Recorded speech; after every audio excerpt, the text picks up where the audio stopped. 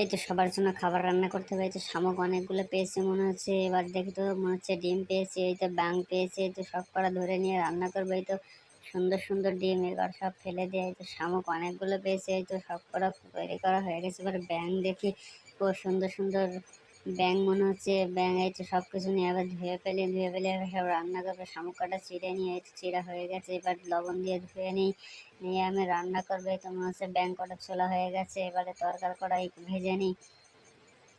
এই তো তরকার কড়াই করা হয়ে গেছে, শামুকের ভিতরে সব কটা দিয়ে সেদ্ধ করে এবার রান্না করবো। এই তো মনে হচ্ছে রান্না, এবার ব্যাঙ কটা ছড়ানো হয়ে গেছে, এবার ভেজে ফেলি। দেখি ও তেল মালিশ করে নিয়ে ব্যাঙ ভাজা। তোমরা কি খেয়েছো? এই তো মশলা মাখানো হয়ে গেছে, এই তো মনে হচ্ছে তৈরি হয়ে গেছে খাবার। এই বাচ্চারা তোমরা চলে এসো, সবাই খেতে হবে। আমি একটু টেস্ট করে দেখি। এই তো সবাই খাও। ও কেমন, খুব সুস্বাদু লাগছে। এই তো শোনা কেমন লাগছে? ও ভালো লাগছে। ভিডিওটা ভালো লাগলে সাবস্ক্রাইব